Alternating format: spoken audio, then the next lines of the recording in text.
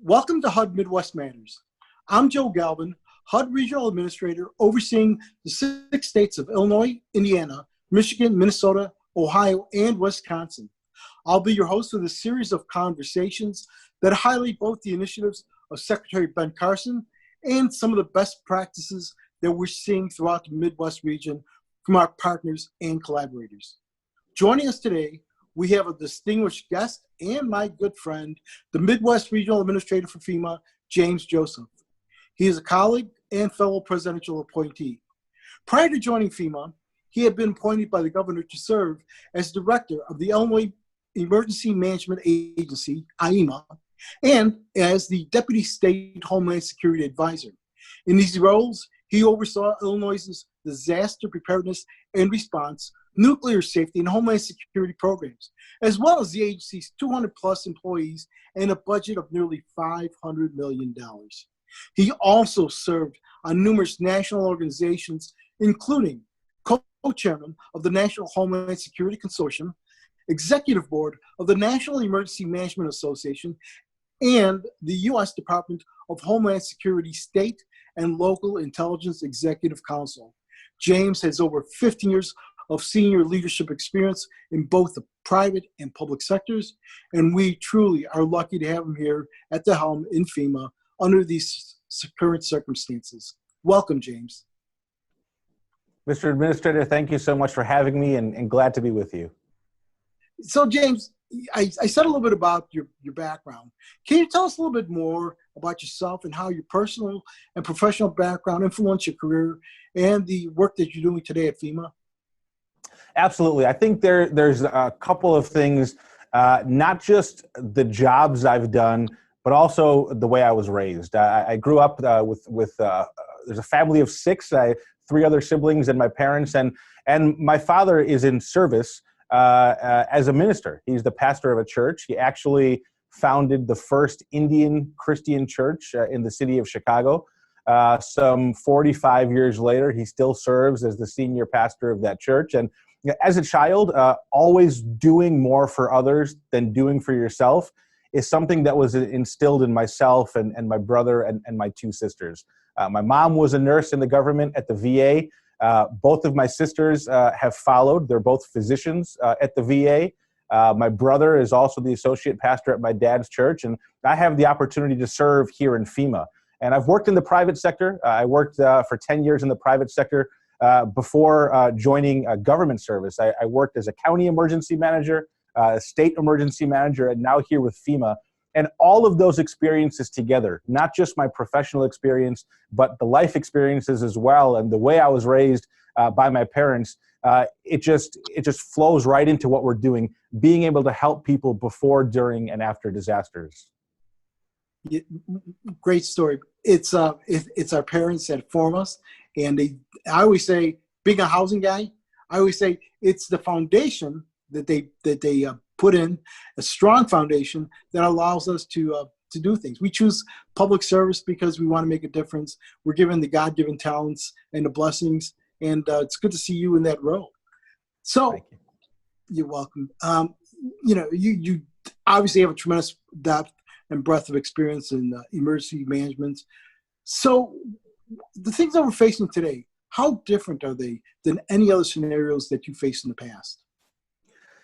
They're very different, Joe. This is truly unprecedented. Never before has our entire nation been impacted by the same event. I've worked some very complex events, severe flooding, tornadoes. I've had the opportunity over the last 2 years to support a hurricane response that's happened in other parts of our country. Even wildfires that we've seen, they're very specifically located to a certain geographic area. And much of America watches those events unfold on TV from the safety of their own home, the safety of their own community.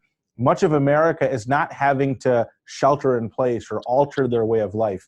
But with COVID-19 response, all 50 states, all of our territories, the District of Columbia, 571 tribal nations, all simultaneously are under a major presidential disaster declaration. Never before has that happened, and never before has there been so great a need for personal protective equipment, testing supplies, hospital capacity, healthcare workers, and being at the ground level of the federal response has been amazing. Working with other federal partners, the Army Corps of Engineers to build out alternate care sites for hospital overflow, working with the GSA to identify warehousing and locations, working with the Department of Agriculture, and even, Joe, some of the conversations you and I have had as we talk about sheltering and non-congregate sheltering in these unique environments. It truly has been very different. But the good thing is a lot of the communication between us and the states have existed for years. We have been planning together and training together for various types of emergencies and disasters. And that has allowed our response in this COVID-19 situation to be that much more seamless from a communication perspective. You know, James, you're absolutely right. And one of the things that struck me is the Chicago Federal Executive Board. I had the opportunity to listen to you and other presenters the other day talking about what you're doing, how things are happening. And then you hightailed it out to Wisconsin. And the federal government, you know, we're all in this together. We're all bringing different things, briefings at both the national level, gubernatorial briefings. We hear a lot about Region 5, what your team is doing. And I want to just echo the sentiment that we are thankful for your team being on the ground. Can you share with us some of the best practices and innovations you've seen across the Midwest? Absolutely. You know, I think we have heard so much about data, utilizing the data to drive the decisions that we're making, utilizing the data as governors look at establishing their own individual reopening plans, but also really utilizing that data to adjudicate resources.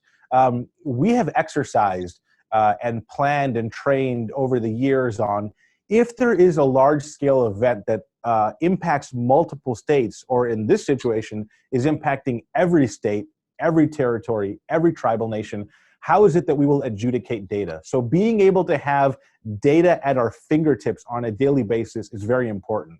Joe, the first thing I look at when I come into the office, and now 99% of the team here at FEMA are teleworking. We're operating in an environment where we're doing this disaster response from home. But I have a handful of people here from our front office. There's about 5 or 6 people here on a daily basis. The very first thing that they place on my desk every morning is data across all 6 of our states. How many tests have been conducted? How many positive cases do we have? But not only positive cases, what is the hospitalization? Of those that are hospitalized, how many are in the ICU? And even still, of those that are in the ICU, how many are on a ventilator?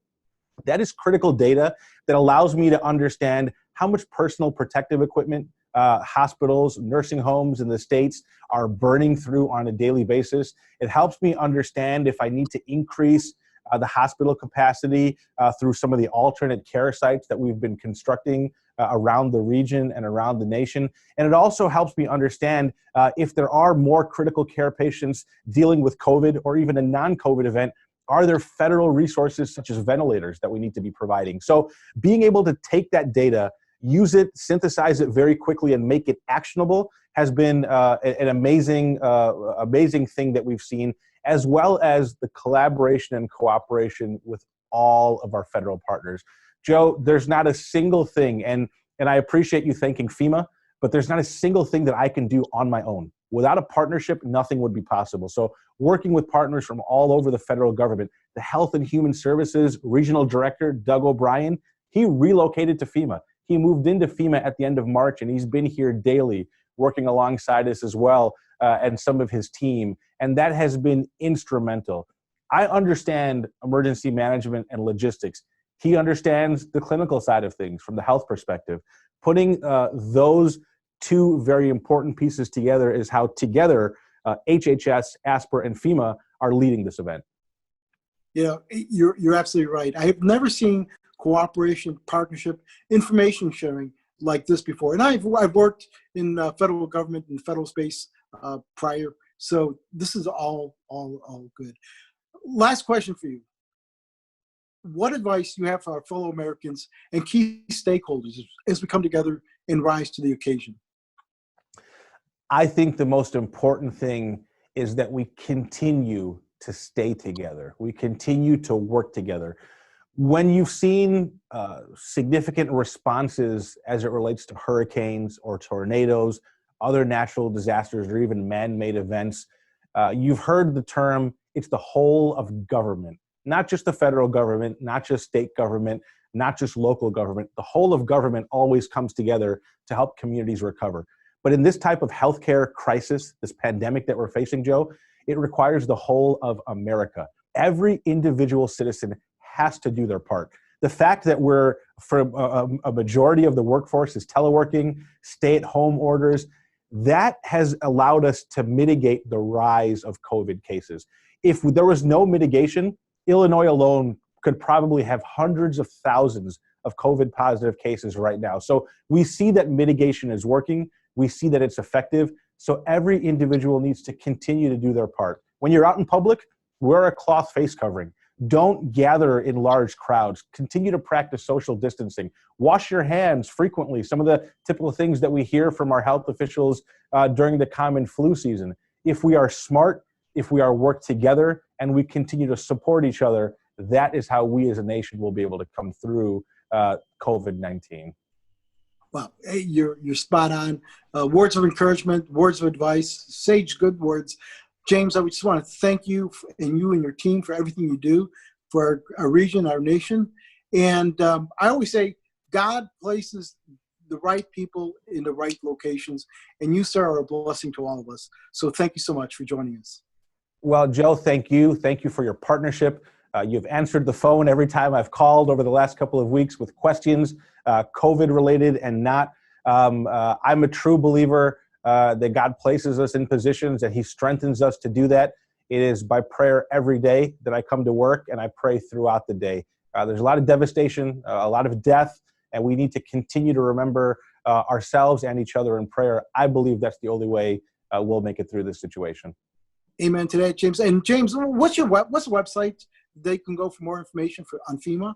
Yeah, if they visit FEMA.gov, anyone visits FEMA.gov, there's a wealth of information. There is a specific coronavirus page. That's where we're sharing all of our facts, all of our figures, and including a rumor control page. There's a lot of myths and rumors that have been out there, and there's a great resource for everyone on FEMA.gov on the coronavirus page. Well, thank you, James, once again. This has been one of our best shows, most informative shows, and we look forward to working together as in partnership. So for all of you who are tuning into HUD Midwest Matters, please tune into our next show. We're going to have these episodes on the YouTube channel, and until then, we'll see you next time.